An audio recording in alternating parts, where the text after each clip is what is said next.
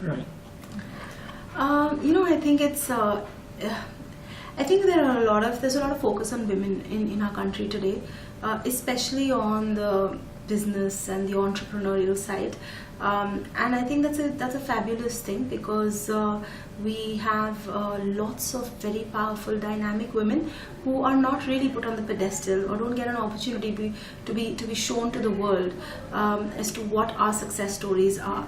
A forum like this is very unique because it's very international in nature. This is the first conference in India that I've visited or attended or spoken at where over 300 delegates are from all over the world.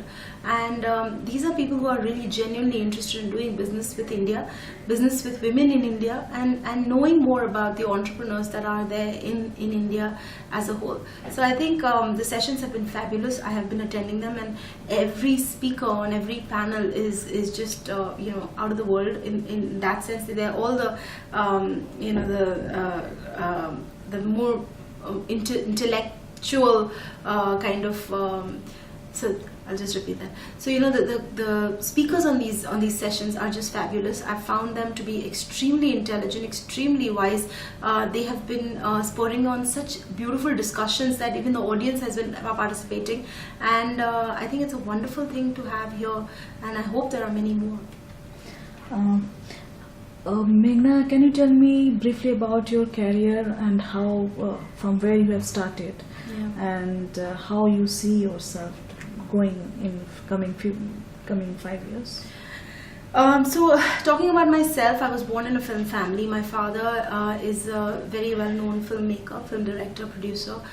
He started a company called Mukta Arts, and there were a lot of firsts there. He was the first person to launch a private limited company in the film industry, so taking away the whole proprietorship that was going on. He then was the first company to launch an IPO, first film company to launch an IPO. And eventually he was also the first filmmaker to start a world-class film and media institute.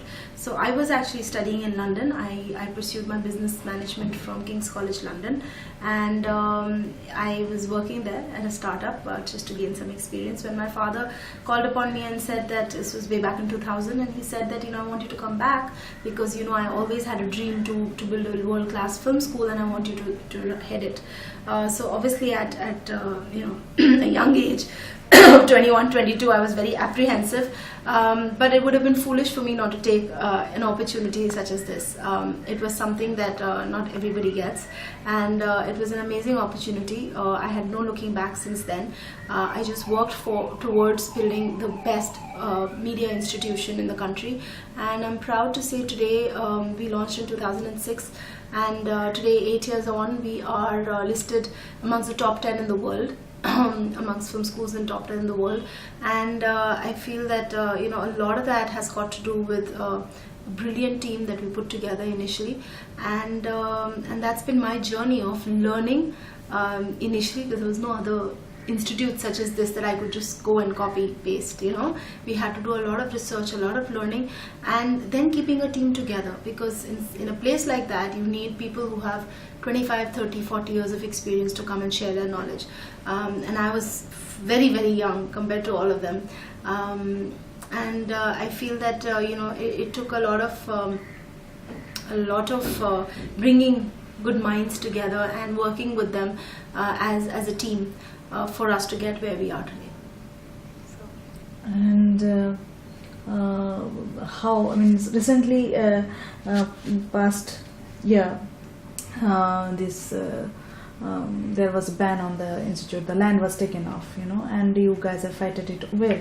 And how was the transition? How you people were seeing it? Yeah, so a very unfortunate thing happened with us. This was a joint venture with the government of Maharashtra and the Film City, where we are partners, joint venture partners, and for just the use of land, we invested over 100 crores and built this world-class institute. 6 years later, after we had started the institute, we got a court order saying that you will have to return the land that was given to you, and in 2 years you have to wrap up your building and you have to wrap up your operations and move somewhere else and give the building back to the government. which for us was very unfair because we had not done anything wrong. We had a joint venture partnership which was legal. We had, from a private company's point of view, we had fulfilled the promise that we had made.